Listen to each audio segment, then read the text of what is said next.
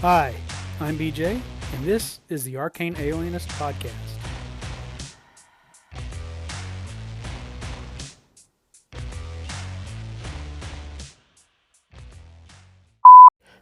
I think a note for the Anchor Apocalypse would be if you're not on Wi-Fi, it seems that the functionality of the web browser for Anchor is pretty poor. At least in my experience, even when I've got all my bars on my cell phone, after I record a message, it takes forever to send that message through the web browser. It just spins and spins and spins and is just not very good. The other problem, which doesn't affect us here in the States, but like Anthony's talked about there in South Korea, they don't have podcasts on Spotify because of whatever licensing agreements or whatever. So for them, they can't listen to the Anchor shows on Spotify anymore because, they can't switch to Spotify for listening because it's not available over there. So they're just SOL, which is kind of sad. But okay, let me listen to the rest of your show. Hey, BJ, as I talk about on my latest episode, as I send you this message, 393 Back to Lemuria plus a new contest came out on 2 September. I ran a Theater of the Mind game for two separate groups over in England, Barbarians of Lemuria. They're gamers from the Grognard Files podcast. These are gentlemen that have used VTTs and other methods in the past. And, even in the pregame discussions, they said, how are you going to do it? I said, I'm just going to run on Zoom. Well, what about dice? I said, just roll physical dice. And, I think some people were skeptical. But we did Zoom. We did the video conference. Everybody could see each other. We could hear each other. We weren't distracted by flipping back and forth between other pages, other screens. What I did is Zoom lets you share slideshows. It lets you share your screen, lets you share audio, and it has a whiteboard. So we didn't use the whiteboard this time. I've used the whiteboard in the past. What I did this time is I had found images to evoke certain scenes.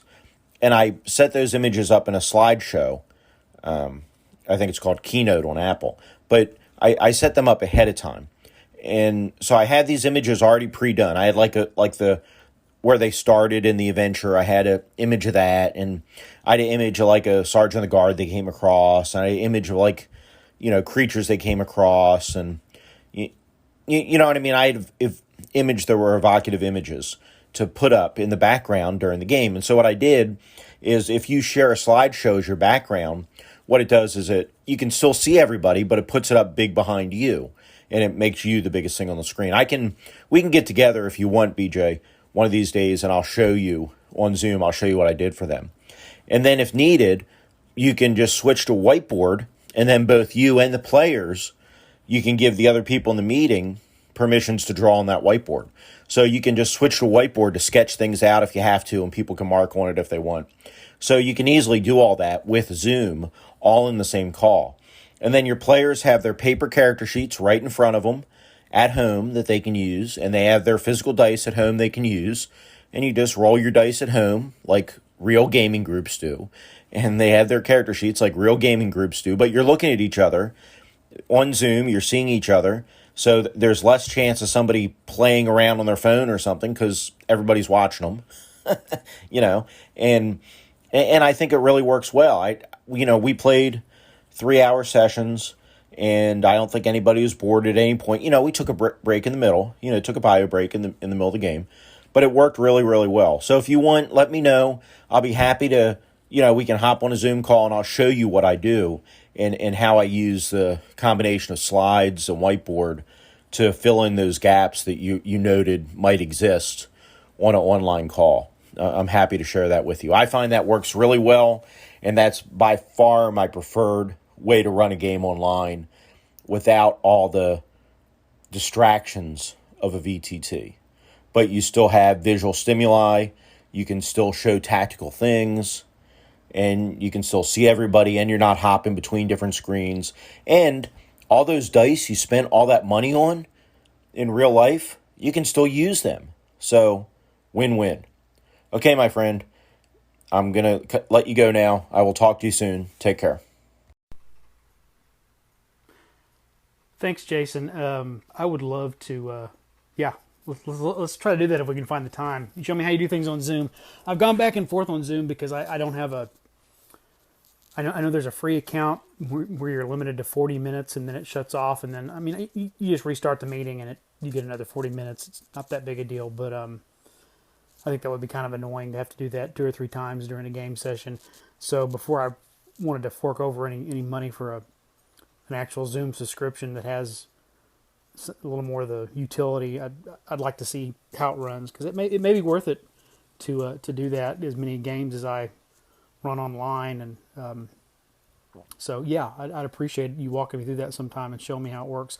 I know one thing Carl has done even in Roll20, which is really cool to kind of do, not complete theater of the mind, but also just not battle map, is he'll find an image of the physical space we're in, like in one of the Hostile games we played. We were in a bar on a space station, and so he just found a picture of a futuristic bar room, just kind of a still scene rendering of it, and he just put the tokens on that. And so it wasn't like complete grid, a complete battle grid stuff, but we could say, oh yeah, I'm over here in this corner back here, and kind of put our token like it was the end of the bar. Well, I'm over by the jukebox over here. So it worked out pretty well, and he's done that. And he did that in the game we played in Star Frontiers earlier this week, where we were. It was just a deck of a spaceship with some kind of a hallway leading down to a door, and we used that to kind of have a fight with some of the hijackers of the spaceship. So I think that might work as well. It seems like that would work really well. You might be able to do that with Zoom. I guess you probably have to use a whiteboard instead of tokens, but yeah. Anyway, we should get together and sometime and do that. And I guess as far as the Anchor Apocalypse, that's just going to be we're just all going to have to adapt. Find ways to either use the web browser or alternative means through communication. I have email where people can send me a recorded voice message, or if someone who's with me on Discord, they can do it through Discord.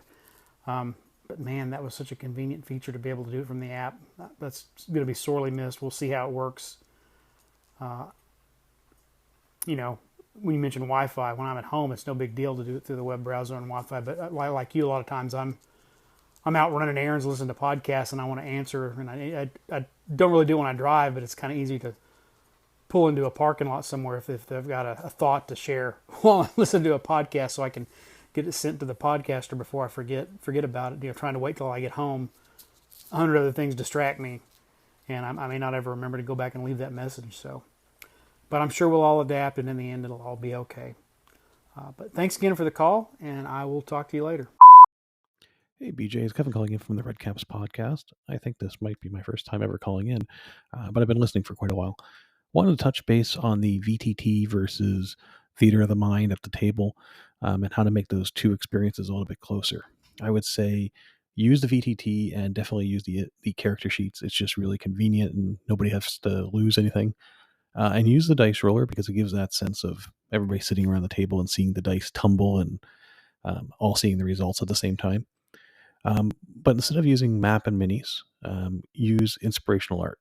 Find some art that kind of sets the tone for the scene or for what you think is going to happen in the session, and have that up for something for people to see. And if you really do need maps and minis, you can do that ultimate dungeon terrain in the VTT. Just find a little grid and put down some figures and some very simple things. Don't go full out on the maps. I think that would accomplish kind of the same thing and keep everybody going. Hey Kevin, I think that is the first time you've called. It's good to hear from you. I'm glad you called. I enjoy listening to you. I don't know if I've ever called in the Red Caps or not. I listen, and I'm glad to. I know you. I think you took a little hiatus for a while, but are now back putting out pretty regular episodes. So I'm glad to hear that. I think that's a good suggestion, just to put up inspirational art and go theater of the mind, or to. The Ultimate Dungeon Terrain. I think one of the cool things about the Ultimate Dungeon Terrain is it's evolved over 2 or 3 iterations. Is it kind of has some capacity for sort of grid combat, but it also has zone combat because it's got it's got like 3 rings. It's got an internal ring in the very center and then an external ring, so you can kind of use you're either near, far, or way far away. You can use sort of zoned combat to reinforce, the relative positions of creatures. So yeah, that would be a good middle ground as well, to just again use it more as a very abstract representation of where figures are in relation to each other. So I will take that under advisement as I continue to figure out what I want to do moving forward. So thanks again for the call, and take care. Hey BJ, it's Anthony. It's really cool to hear that you managed to get a face-to-face group together. That's awesome. And introducing new people to the hobby, that's always something I like to hear about. I'm also glad to hear that there'll be more updates about the temples of elemental evil and their sundry parts. I also want to chime in on your question about, the use of body language and interaction in the room. This was a major hang-up for me in transitioning to playing online. I always felt really tired after a session. I felt disconnected from the other players, and a lot of the tools that I like to use, a lot of the unspoken, more physical or more emotive tools that I like to rely on for the types of games that I play, I felt I was denied them. And so one of the solutions that we've come up with, as you mentioned or speculated about, was actually moving the camera further back. We want to see everybody from the waist up, if possible, and that gives us a better sense of scale. It's not anything like being in the same room with people, but it has helped a little bit. It has increased that sense of connection a little bit more. Anthony, that's a great suggestion about just moving the camera back so that people can see a little more of what you're doing with your body posture and your gestures and things like that. So you're not just a floating head. I guess you're also a floating head and a floating torso. But yeah, I think that would be a solution, is, if you've got the room and the capability of doing it wherever you're set up. So another great suggestion there. Another thing to think about. And I think you'll be pleased, because this rest of this episode is going to be about the temples of elemental evil. So here we go. All right, so here it is, the Moat House Dungeons. We'll start with the Old School Essentials group and see how they fared. They had defeated the bandits and found a secret passage in their lair that led down into the dungeons beneath the Moat House. They had with them Zamfir the Bard, Dude the half-elf who is a warden cleric multiclass, Retlaw the half-ogre barbarian, and Ravane the elf who is using the classic BX elf class, which is sort of a blend of fighter and magic user, and their party retainer Spugnoir the magic user. So they go down this secret passage that they find in the room the bandits had been camped out in. And they get to the bottom of the stairs, and there are no apparent doors, but they search around and they find that there are secret doors to the left and to the right. They head into the right, and it opens them to a large room, so large that they can't see beyond the range of torchlight and infravision. But as they move into the room, they're set upon by an ogre. And they did a pretty good job fighting the ogre and taking care of it. Nothing, good tactics and good rolls got him past the ogre. But in a sort of a small room off this chamber, they found where the ogre had some prisoners tied up that he was, I guess, planning to have for meals later on. There were 2 human merchants who said they had been captured by the bandits and handed over to the ogre. Also one of their guards that was with them as they were traveling. But in there was also a gnome named Narfalin who said he had come down, snuck down here to look for treasure, and they kind of realized this guy's kind of a thief, if not like an actual criminal thief. That's kind of his class. He's a gnome thief. And so they invited Narfalin to join them as well to continue to hunt for treasure, and gave him a spare dagger and let him join them. And so they picked up a second retainer, which is fortunate, as you'll see in a moment.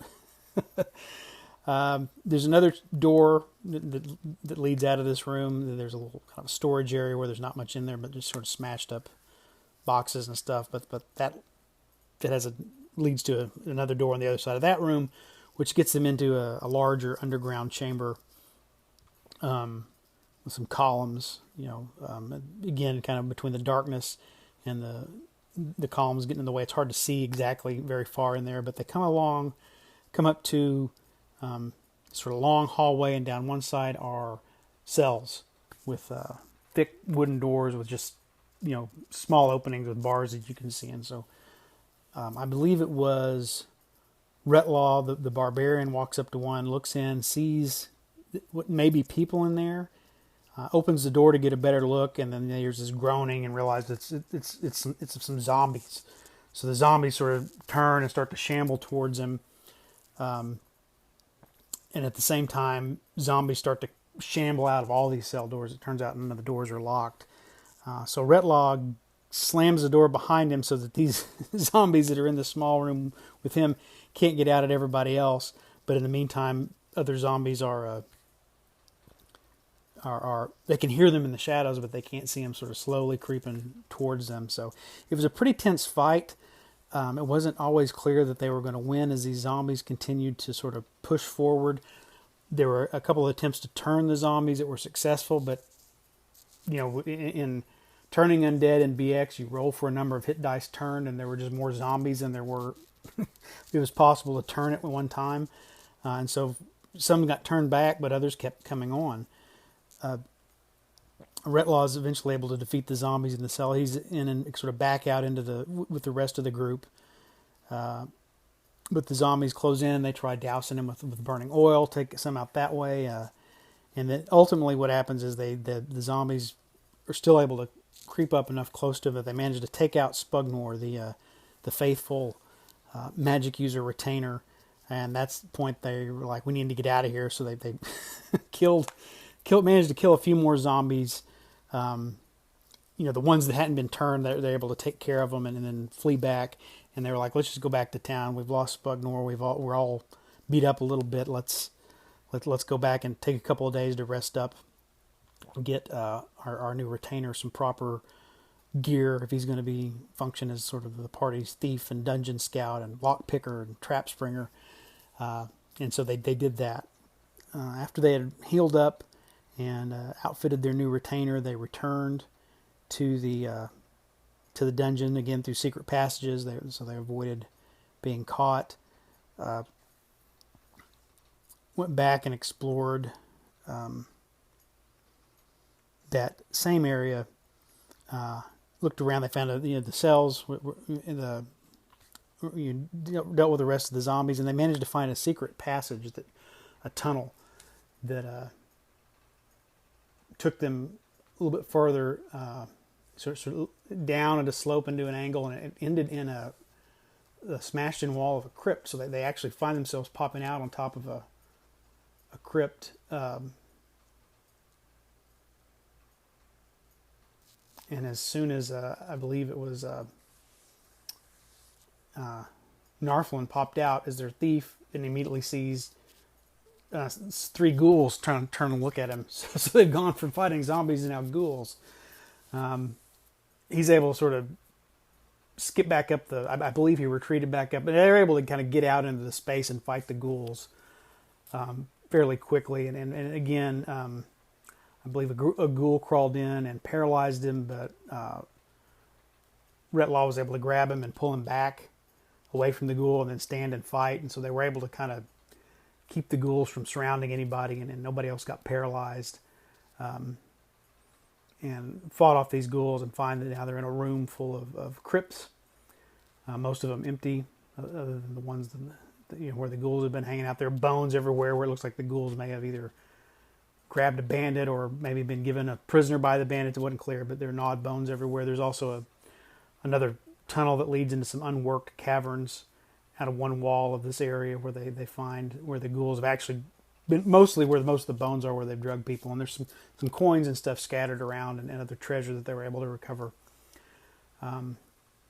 From there, they made their way through some winding passages and then up into another couple of chambers, and they come to another room where there's sort of an exit in and an exit out, or an exit in and an exit out. Well, every room has an exit and an exit out. It has 2 other passageways out. In one of those passageways, they they encountered a group of gnolls who had said we're here to serve the new master. Are you here to serve the master? And this was a place where Zamfir the Bard really got to shine. He used his ability to charm, and he was able to subtly sort of charm a couple of the gnolls, and that in turn put all the other gnolls at ease. And they're like, "Yeah, we're here to meet the new master. Could you help us find him?" And continued to sort of, behave in a friendly manner to these two gnolls that he charged long enough that at one point one of them actually became kind of fascinated by him. Like now is his steadfast ally. So the gnolls lead them to yet another section of the dungeons where they finally encounter some humans. These humans are wearing these human guards are wearing sort of armor, and they've got the surcoat on with this symbol on their tunic or surcoat or whatever it is they're wearing over their armor. This eye wreathed in flame that looks somewhat like the stones they've been finding in the pockets of these bandits.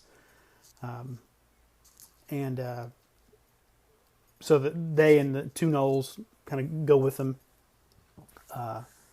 to deeper into this section of the dungeon. They meet there's some more soldiers there, as well as a sergeant who's like, "Well, what's your business here?" One of the gnoll who was not fascinated, they told the gnolls to go back to their post. The one who wasn't fascinated left, but the one who was still kind of had been fascinated by Zamfir, was kind of reluctant to leave. Anyway, they're trying to deal with these soldiers. Another higher ranking one comes out, seems to be in charge of the soldiers, a lieutenant of some type, and is starting to question them, and it doesn't really go anywhere. The jig is kind of up. So the fight breaks out, and with the help of the gnoll, they're able to defeat these guards. And of course, it's still quite a fight. It's not like anybody came through unscathed. But as they manage to make themselves farther back into this sort of series of rooms where these human cultists have been hanging out, they manage to get back to another door that they kick open, and there's a robed man at an altar who stands up and is like, who disrupts my meditations? And he immediately casts, I think a Retlon dude went in to try to confront him, and I think he cast hold person on a dude and was able to kind of get away from him. So everybody at this point, the other I know it was on Retlaw, the half ogre. The rest of the party catches up, so now they're trying to surround this guy. He's an evil cleric, but he's got really good armor. They're just not able to hit him. It was almost we're all kind of laughing at how much they couldn't hit him. Dude cast a spell on a cure spell on Retlaw to release him from his paralysis from the hold person spell. And what Retlaw ultimately did, because no one could hit him, he used his superior strength to just grab the guy and pin him to the ground and let everybody else beat on him until they knocked him out. And so they managed to capture him as a prisoner. And it turns out that this is Lareth. He is a servant of the Elder Elemental Eye. And he kind of refuses. They take him back to town for questioning with Sir Rufus. And burn the Archmage, but he's fairly, mostly just saying, he's been sent to pave the way to make things ready that before they figure out what's happened, it'll be too late. The eye will consume them all, and he's not really so much that he's mad as he's just sort of,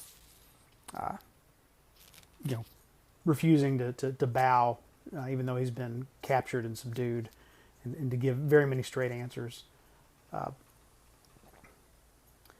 They're told, why don't you go back? Their patron, Sir Rufus, says, why don't you go back and make sure there's no other threats in the dungeon? So they go back and they check in with the gnolls. And what they had done, the gnoll that had gotten fascinated was killed in the fight, so they left him. I think that they left his body where the other gnolls can find it, and had kind of staged the scene such that the gnolls would think that the the cultists turned on him and killed this gnoll. So when they come back, they're like, oh yeah, he killed him, and we barely got away, and we had to come back and make sure. We took care of the cultists, but it was too late for him, and they managed to continue to kind of BS these gnolls. And so now what winds up happening is they've got a small group of gnolls who is now they're now allied with, and they were informed by Sir Rufus that, hey, gnolls are kind of unsavory characters. Just get them out of there. We don't want them preying on the town. If you can convince them to leave, if you can hire them to turn on whoever this Lareth guy is working on and help you find, we just rather them not take up permanent residence in the ruins near town. So now they've got some gnoll hirelings as well as their retainer. But anyway, they do explore around a little bit more. The only other thing they find is a room with some bugbears, where bugbears had also joined to sort of go into the employ of Lareth and the cult. And between their gnoll allies and the party, they made pretty short work of the bugbears. And so that was where that's kind of the end of the village of Hommlet. They cleared out the dungeons. They learned that there's this cult at work, but Lareth's cryptic comics let them know that there's something bigger going on in the area, and he's just the first who is sent here to help keep an eye on Hommlet. And this will then move into the next phase, which is a sort of bridge between the village of Hommlet and the Temple of Elemental Evil. I don't know if there was ever officially called T2. The village of Hommlet is T1. The whole thing, when you bought the Temple of Elemental Evil, was called T1 to T3. I don't know if this T2 part ever is officially called T2, or I don't know that it was ever published independently. But it's this sort of bridge between what happens here in the Moat House and getting into the Temple of Elemental Evil adventure proper. So that's how the OSE experience went. I think it went very well. The quick thinking, the use of retainers, the use of monster morale and reaction rolls really affected the way things could have gone, and allowing them to sort of do turn different factions in the dungeon against one another, make allies, make friends, and keep themselves successful. Of course, they lost a retainer, and that could have just as easily been any of the party members. Some of them were getting pretty close to death in that zombie fight, so I felt like there were moments of tensions, there were moments of humor, there were moments of everybody laughing at the dice betraying them when none of them could hit Lareth, and then moments of satisfaction and happiness when they had successes. So it went well running this as an old school Essentials or a BX game, and that is how it went for them. Now, as for the 5th edition group, they starting in a slightly different place. I recall that the bandits had done a near TPK. Everybody was in death saves, except for one last man standing who surrendered. And so we had to do a little bit of extra stuff before we got into the adventure. And we handled this mostly between sessions, through direct messages. And what happened was they were all separated and put in cells in the dungeon, and taken out one at a time and interrogated by Lareth. And this is they don't find Lareth at the end of the adventure. They meet Lareth in the interim, because he basically managed to revivify, or stop them from bleeding out, revivify anybody the one that had who was completely dead, because he was lurking in the shadows watching the bandits kill him, and he interrogates them about why they're in Hommlet and what they know, and none of them really coughed up too much information.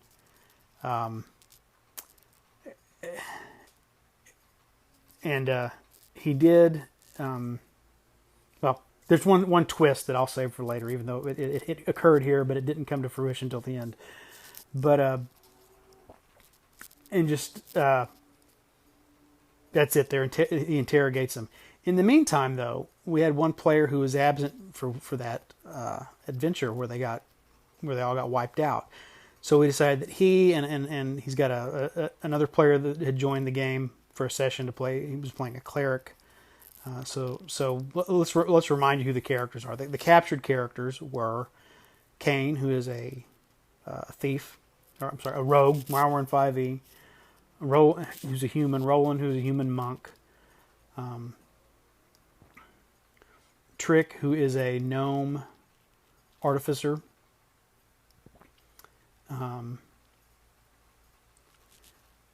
And then Majil, who is an elf wizard. Those are the ones that were captured, along with Licia, who was a townsperson who they had sort of recruited. She was a militia member and part of a farming family that was not doing that well. I think they had gone to purchase a dog from Trick wanted a dog because he's a gnome. He wanted it, so they went and bought a hunting dog from this person's family, and she's like, "I'll go with you. I want to go on an adventure." And her father was not real keen on it, but also was trying to marry her off. He's a little old fashioned, maybe a little chauvinistic, and she's just rolling her eyes. So yeah, they're like, "Ah, yeah, sure, whatever." So she joined as an NPC. They really didn't have a frontline fighter, so she had been trained with a militia and was kind of a fighter type. So that also allowed me to use the sidekick rules for 5e to bring her in as a warrior sidekick character. Anyway, they had all been captured, but Arbin, who is a halfling bard, was not with them. The player was absent, so we just said he didn't return to them for that last little foray. So while they're captured and they don't come back for a couple of days, he decides to go looking for them. He gets Sir Rufus to give him a few soldiers from Burns Badgers, the group that is overseeing the construction of the new keep in Hommlet, and proceeds to go explore the Moat house. He doesn't find the secret passage that the other party did. Instead, he doesn't find any bandits there, but he does find a regular stairwell that goes down into the dungeons. So he's poking around, but they're set on by a huge swarm of giant rats, and I think he lost all the guards that had been sent that managed to make it to the bottom of the stairs, away from the rats, but he lost all his backup. We had another player who had joined for just for that session, who was playing an Aarakocra cleric, who I think was just kind of flown over town and was just kind of taking him where the wind blew him. And also, we said he kind of settled upon this ruin and was curious about it. He managed to find the secret passage into the bandits' lair that the Old School Essentials group had found. Of course, there were the bandits weren't there at the time, and he went down that way. So we've got Arbin looking for his friends, and this other cleric kind of coming through, and independently they both sort of show up in this. He goes down the secret stairs. Arbin's in the unsecret stairs, and I thought Arbin would find his friends first, but he kind of turned in a different direction from away from these cells they're being held in, which are the zombie cells. That'll be important later. Instead of going down that hallway with the zombie cells, he kind of went back through and wound up through that storage room I mentioned earlier, and popped out on the other side. About the same time that this Aarakocra cleric comes through down the secret passageway, and the ogre is not in his big room at the time, but they hear him on the other side of this other door. They hear this loud commotion, and "Oh no, please!" So they open the door to the room where the prisoners are held, and they've got an ogre standing in the doorway, and like, "What do we do? Can we take him? We don't know how strong he is." But Arbin cast Tasha's hideous laughter on him, so that the ogre fails to save and falls over on the floor, laughing hysterically at everything. And they're able to shuffle the prisoners out and didn't show much interest in Northland I think they just kind of thought he was a generic, NPC, not a potential ally. So he went back to town with the humans while they pressed on and were able to find their friends in one of these cells. They didn't really approach any of the other cells where the zombies were, so they managed to get the rest of the party out without really realizing the zombies were there. And so that they go back to town and again, healed up, rested up, decided to come back.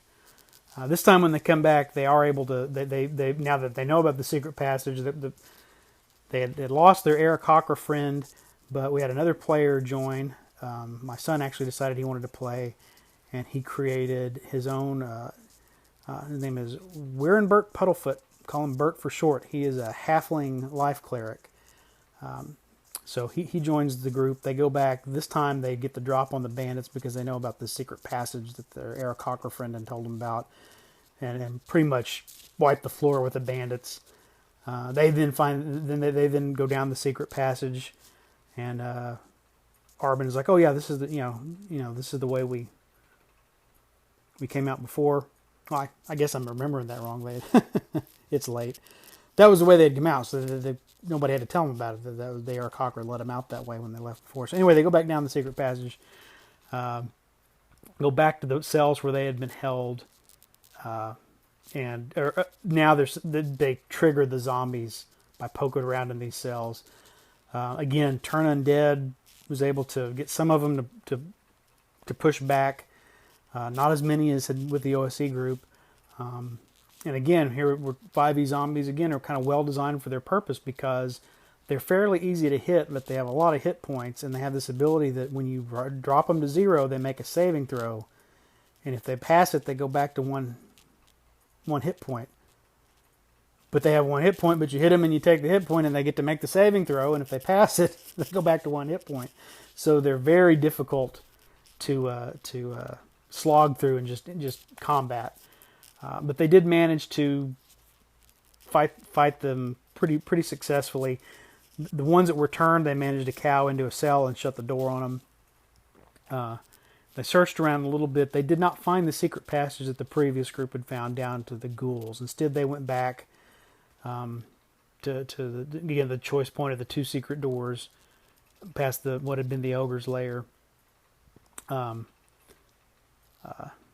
Oh, I forgot. When they first came down, they, of course, found the ogre, and they fought him and did a pretty good job of defeating the ogre, as well as a couple of bandits that had broken run down the stairs to get away from them. But they defeated the ogre, and they managed to take care of those 2 bandits before proceeding on and having that zombie encounter. Anyway, they come back to that point where that fight had taken place with the ogre, and go down the other secret passage. As they get down there, they wind up moving through a little bit. They had to deal with a portcullis trap that fell on them. It didn't hurt anybody, but it separated the groups temporarily until they found the mechanism to release it. Anyway, they wind up at the bugbear lair. They get in this fight with the bugbears, and going pretty. It was a pretty tense fight there for a minute. They dropped a couple of the party members. I was thinking, oh no, we're going to have another wipe out of this party. But they did finally manage to turn the tide and get enough of the bugbears down that the few remaining were like, wait a minute. There's no reason for us to fight. Let's talk about this. So they negotiate with these bugbears. The bugbears are like, yeah, we came to work for this. There's been a call kind of put out for it's for people to come meet this new master, and promises of riches and glory and pillage and battle and things like that. So they negotiate with the bugbears and are like, well, you know what? We'll give you a big chunk of any treasure we recover if you'll help us. And they're like, well, we just got here. We're not particularly loyal to this guy. Okay. So they managed to do some good diplomacy and make some good rolls. So they wind their way around, and then they encounter the Knoll lair, and it's sort of exact opposite of what happened with the OSE group. They were not able to really get anywhere with the gnolls, and provoked sort of a fight with the gnolls, but they, with the help of the bugbears, defeated the gnolls. Actually, the bugbears refused to help. I think they started to fight the gnolls, and Kane looks back at the at the lead bugbear and is like, "Are you going to help?" And he just like puts his hand out and points in his palm like, "You didn't offer to pay me to fight these guys. You offered to pay me to fight, the humans." So the bugbears just kind of watched as they fought these gnolls, and they managed to defeat the gnolls. They opened a door into a closet and were also set upon by another swarm of giant rats, but they managed to handle them without getting too much. And then they proceeded down the hallway. They got to a fork where one thing would lead them to the human cultists, and the bugbears are like, well, they're down that way. But when they'd opened the door, there were two ghouls there. They had a tense moment where they were going to fight these ghouls. I think the ghouls got a surprise attack on the lead bugbear who had opened the door, and one of the other party members before Bert, the cleric, turned them, and they fled down into the darkness. And they were like, rather than chase them, let's go take care of our primary objective. So the bugbears lead him down. Again, they find the sentry human guard in his garb with the elder elemental eye on it. Manage to bluff their way into the main guard room, just like the other party had, by saying, "Yes, we've come to join up. These bugbears are showing us around." Surprisingly, how both of them wound up in similar groups, wound up in similar situations. The guards weren't buying it. A fight breaks out. This time, the bugbears stay. They don't just have one gnoll with them. They've got 5 or 6 bugbears, and I think a couple of the bugbears wound up dying in the fights with the guards, but other ones survived. The fight went on long enough that Lareth, who was in his chamber meditating, comes out, and here's where the plot reveals. He looks at Kane, who is the party rogue, whose background is that he's a spy, and he says, "Didn't I pay you a bunch of gold to turn on these guys?"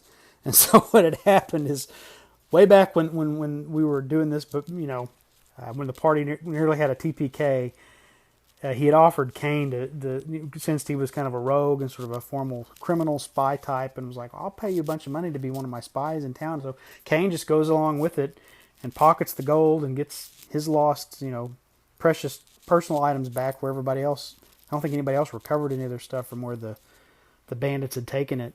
And he just doesn't say anything to anybody, and he manages to out a couple of spies in town. By now he knows their secret sign with those little rocks that they're carrying with the eye symbol on it mean. He's able to peg a couple of the merchants in town as being agents of the cult. Doesn't say anything, just kind of keeping an eye on them. And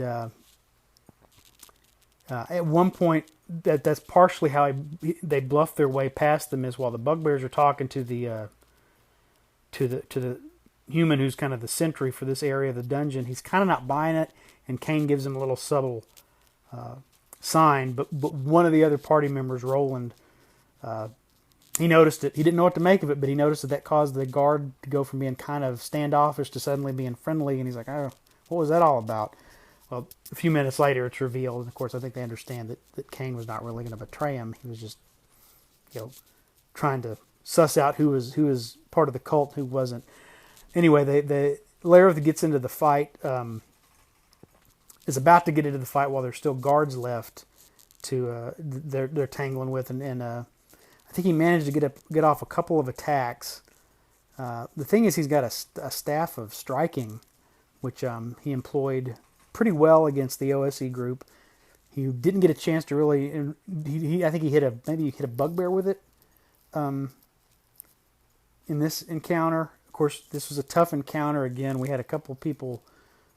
We had a couple of people go to 0 hit points and get into death saves, and the cleric Bert really kind of did a lot in this fight to kind of keep people.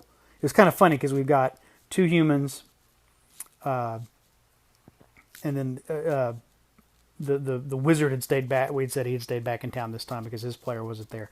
So we've got 2 humans, and then we've got a gnome and 2 halflings. So there's a table in the middle of the room that the little guys just crawl under and are using as cover to make ranged attacks and cast spells and do stuff that way, while 2 humans and these bugbears are up on their feet fighting with everybody. Anyway, the cleric managed to keep people on their feet. Kane at one point dropped into 0, but was able to be stabilized and spared. But when Lareth comes out, this evil cleric, he smacks one of the bugbears with his staff of striking, and didn't I pay you to turn on these people? The next round, and he's pretty tough, and I was like, oh, he's got this great armor, he's going to be tough in a melee fight. But the cleric, and this was, I think I mentioned this in an earlier podcast without much context, but it was kind of proud moment of my son. He cast Guiding Bolt on this guy and rolled a crit and just took him out and just one-shotted him, which the great thing about D&D is sometimes these great fights you get with the bosses, how they're drawn out and it's tense. But I think those equally great moments are when they're anticlimactic because somebody does something. They either do something clever or they just roll well. And it's like, well, I guess that's the end of the fight. So he just one shot, Guiding Bolt, this radiant energy engulfs him and just drops him. And so immediately the remaining cultists are like, oh, and they surrender. And so they managed to get a couple of capture, a couple of these guards for questioning and take him back to town. So, so both parties wound up with slightly different routes, confronting and taking out Lareth, getting some prisoners for interrogation back in the village of Hommlet. And so we're ready to move on to the next phase. I think they did go back later. Again, they were said, why don't you? It was suggested that for Rufus that they return to the dungeon and just make sure there were no other lingering threats. They found one room that the other group didn't, that had a giant crayfish in the bottom of a pool of water. They managed to fight it off pretty okay. Then they encountered the ghouls because they'd gone back looking for those ghouls that they'd chased off, that had ran off after they'd been turned. Got into a fight with the ghouls. Again, that was not real. They did pretty good against the ghouls. I think Roland got paralyzed at one point. So there was a little tension there. Yeah, they looked for a minute like it could have gone either way, but they did manage to ultimately defeat the ghouls, and then find the secret passage that led them back up into the chamber where they were like, oh, this is where we're being held prisoner and where we fought those zombies. And oh, wait, there's still 4 or 5 zombies in that one cell we locked them in. So they took care of the zombies as well. So what did I see here with this? Well, I saw that, and I think I've commented on this several times. If I'm going to compare the 5e to the OSE, running this in the way it was written as an AD&D module, where we've just, it says there's 6 bugbears in this room. There are 6 bugbears in this room in AD&D. There are 6 bugbears in this room in OSE. There are 6 bugbears in this room in 5th edition. It says that Lareth is a whatever level cleric. Well, he's that level cleric, however we do it. This was a pretty, we had, 5e has sort of got a reputation for being easy mode compared to older editions, but they've had to fight. They've had a near TPK. There have been times where, we haven't permanently lost a party member, but they didn't lose a retainer here. They didn't get Lucia back. She wasn't with them when they escaped, and they assume she's been taken prisoner and sent somewhere else. Now that they know this cult is not just local to the area, but yeah, they've people have gone down into death saves and gotten close, and there've been tense fights back and forth, and they've had to work with somewhat with negotiation and diplomacy with the different groups in the dungeon to survive and to I don't think they would have done as well against those guards if the bugbears hadn't been there fighting with them. So yeah, it ran much like a classic, to me, D&D module with again with tense moments of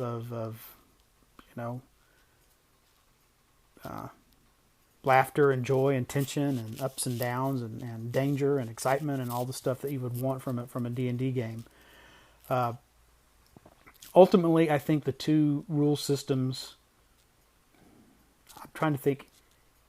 They're both satisfying. They run slightly differently.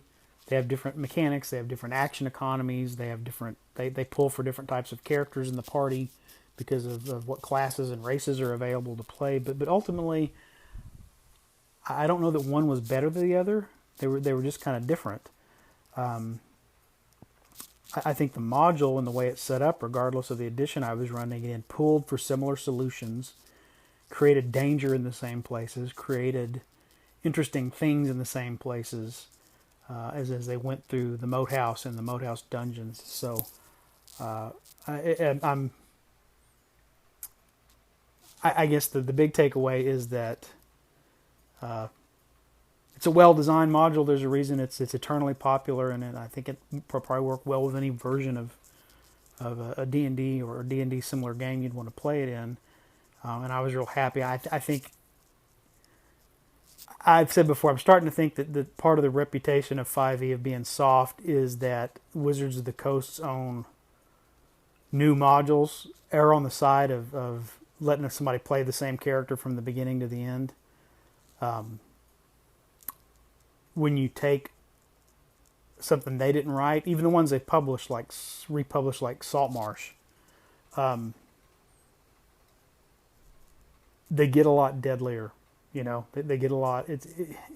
I don't think they're less survivable, but you feel like you've accomplished something. You've seen your characters get close to death and then very come back from the brink, and you realize you can't just kick in the door and fight everything. You've got to manage your resources. You've got to strategically retreat. You've got to try occasionally some negotiation, diplomacy, deception, trickery to survive. And I really think that's.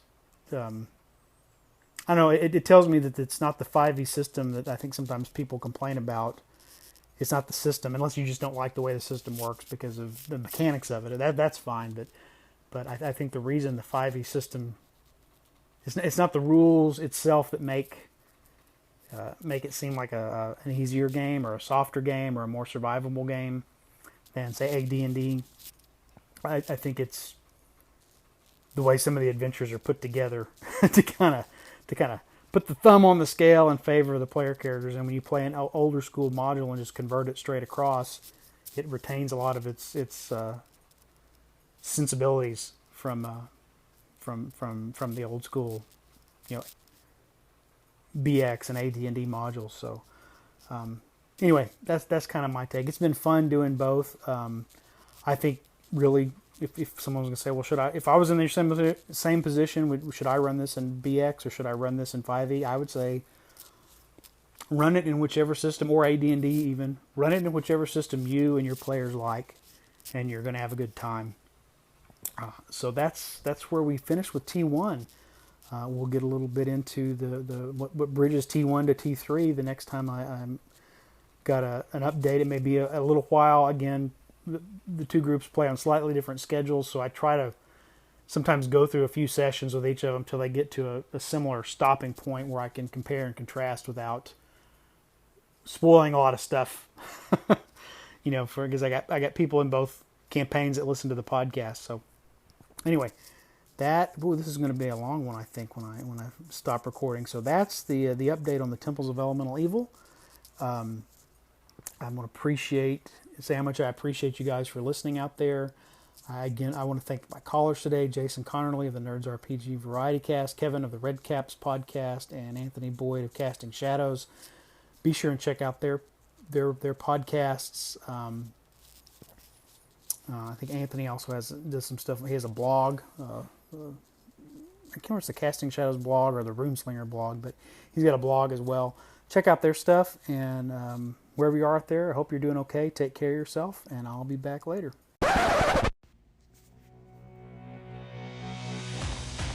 Thanks for listening to the Arcane Alienist podcast. The music you're hearing is Come and Get It by Scott Holmes Music. The cover art I use for the episodes is by Dave Bone. Be sure and check out his website, ironseer.com, for a lot of other great gaming-related content. You can always leave me a voice message through the Anchor app or at the Anchor website, or you can email me at arcane.alienist@gmail.com. Once again, I appreciate you listening. Thanks so much.